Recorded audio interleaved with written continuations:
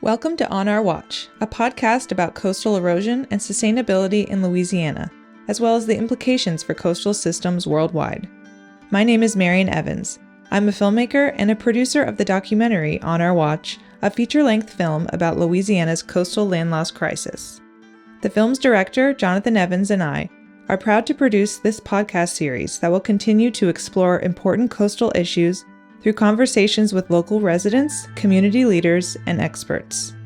In this episode, we're speaking with Dan Favre. Dan is the Director of Environmental Programs at the Greater New Orleans Foundation, an institution dedicated to driving a positive impact through philanthropy, leadership, and action in the Greater New Orleans region. And now, our interview with Dan Favre. Thank you for joining us today, Dan. Yeah, thanks for having me. Of course. So to start, I was wondering if you could tell us a little bit about your background and what led you to seek a career in environmental advocacy. So I, before moving here to the swamps, I grew up in the desert. So I grew up in Joshua Tree, California, which is, now a bit more well known than when I was growing up. It's, before it was just U2 or rock climbing, but now a lot of people have been to Joshua Tree National Park, which my mom's property borders Joshua Tree National Park. So growing up, I had this big backyard, of public space. I could literally go on long hikes from the front door. And it was something that I valued a lot as a kid. And as I got older and, went off to college, and I started to realize that doesn't just happen. Mm-hmm. There's a lot of work and a lot of effort and advocacy that goes into ensuring that there are natural spaces and wilderness and that the environment is taken care of. And for me, that was really manifested in the national park. But of course, everywhere you go, that need for public engagement and advocacy and someone speaking up on behalf of the environment is clear. And so that's what put me on the path towards this work and a career in environmental advocacy and environmental philanthropy.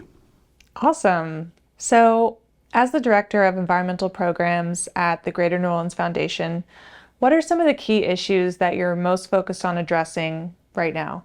The Greater New Orleans region is really on the front lines of the impacts of climate change. And sadly, the communities that have long been the most vulnerable due to systems of historical oppression and racism and other socially created vulnerabilities are the folks that are also most impacted by these negative parts of climate change. And so when we think about how we approach this work, it's really about creating equitable and transformational climate mitigation and adaptation in the most vulnerable communities of Black, Indigenous, and communities of color, low-income communities. And so we really think of everything through that equity lens and how do we ensure adaptation and mitigation to climate change. And I think that adaptation piece is increasingly important as we are living with the impacts of climate change. This is not something that we can stop moving forward. We can certainly reduce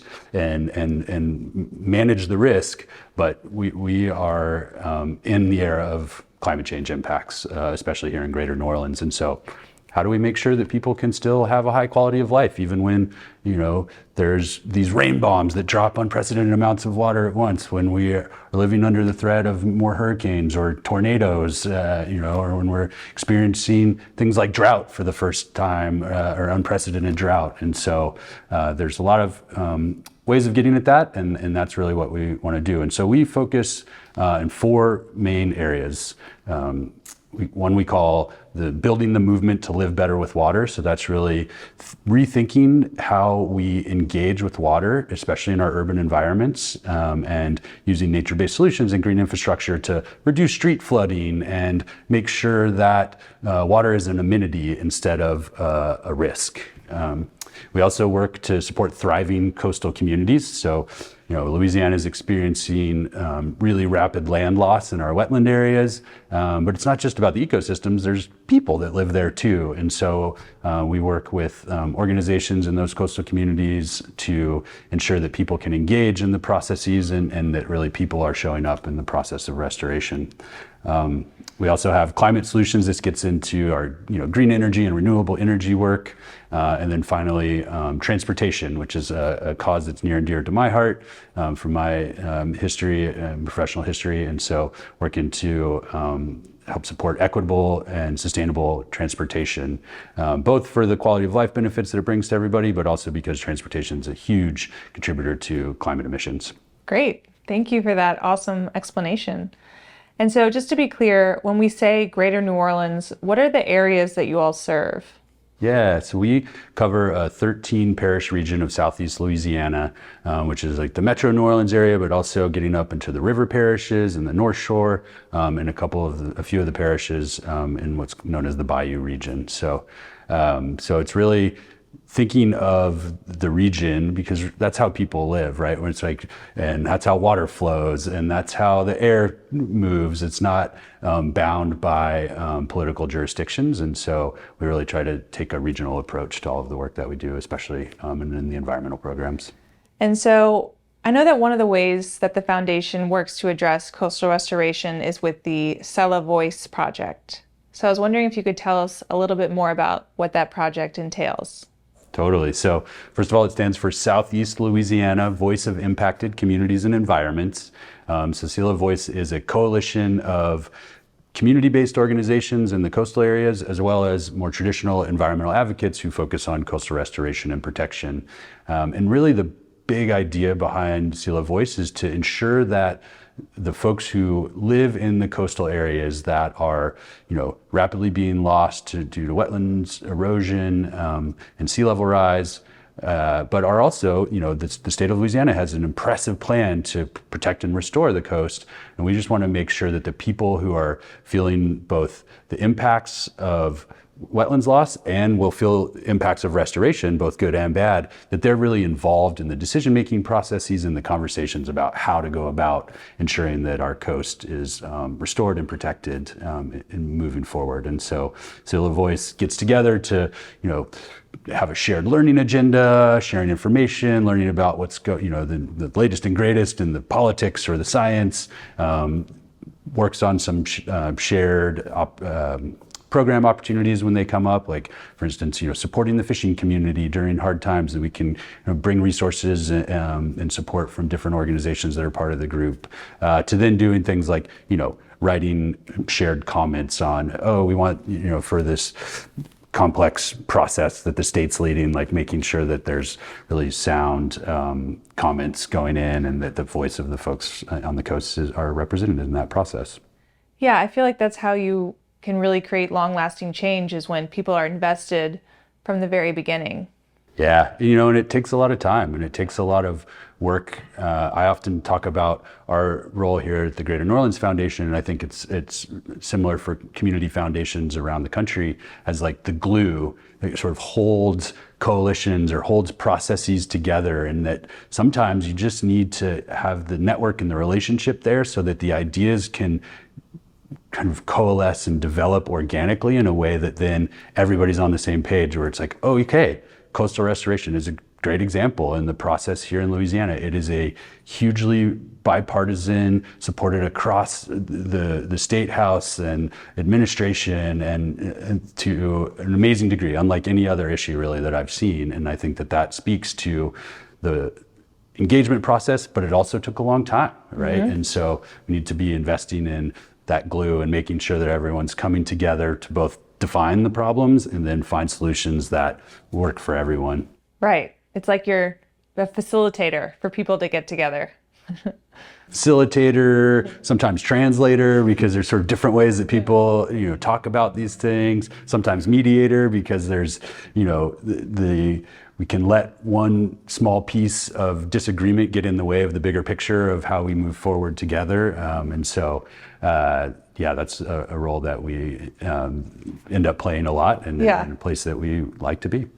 And so you mentioned green infrastructure earlier, which is a term you often hear about. So I was wondering if you could explain for our listeners what green infrastructure means and how it can be beneficial for our communities.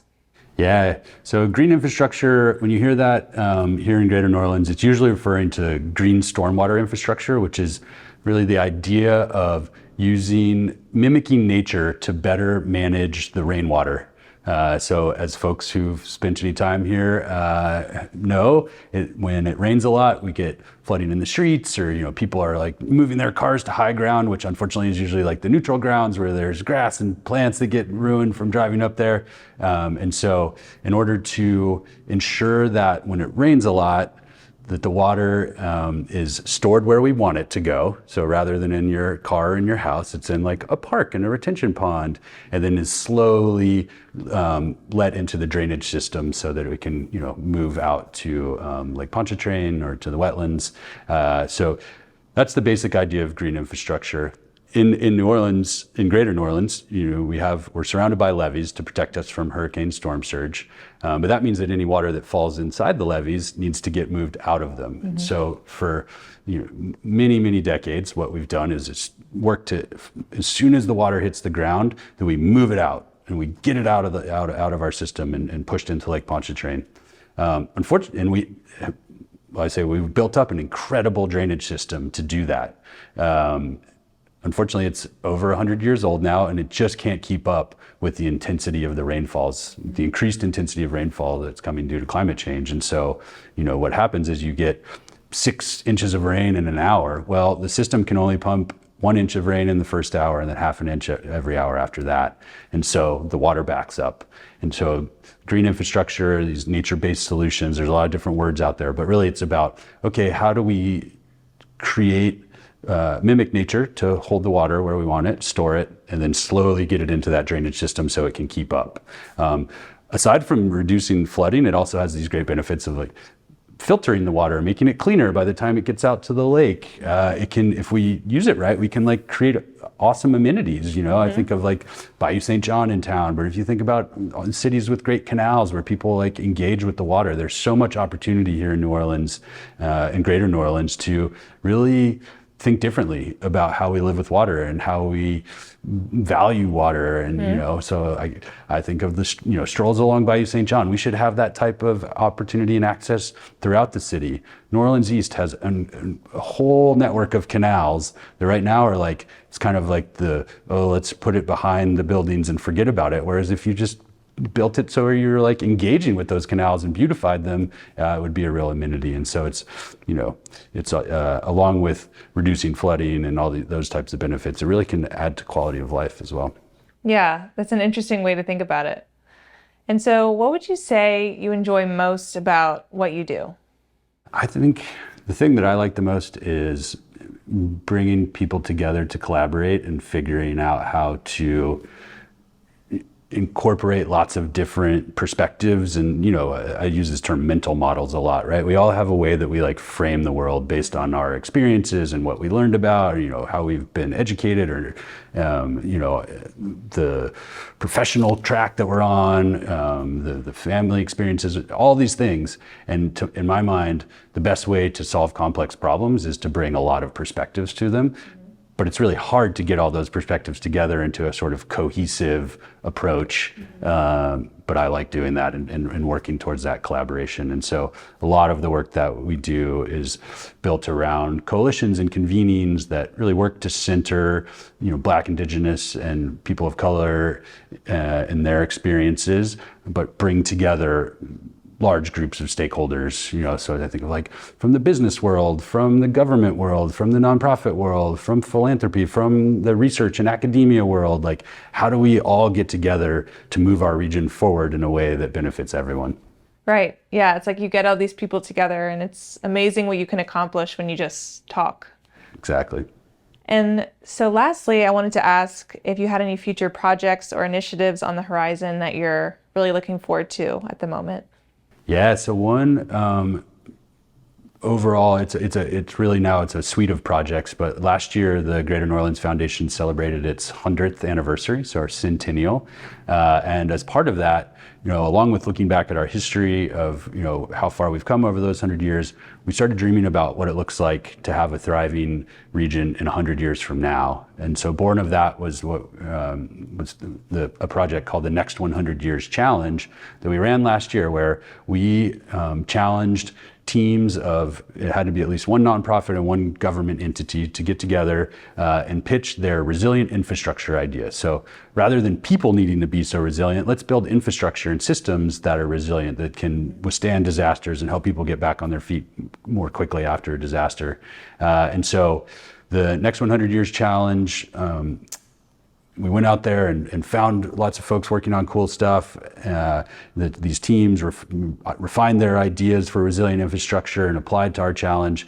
And 10 teams won a grant of $100,000 to be able to continue building up those ideas in order to then apply for federal grants. We've heard a lot about the Inflation Reduction Act and the Bipartisan Infrastructure Law, which are designed in large part to help build resilient infrastructure. And we're talking huge numbers, tens of millions, billions sometimes of, dollars that are coming for this type of work. And so we want those to be really community led. And that was part of what the Next 100 Years Challenge was about.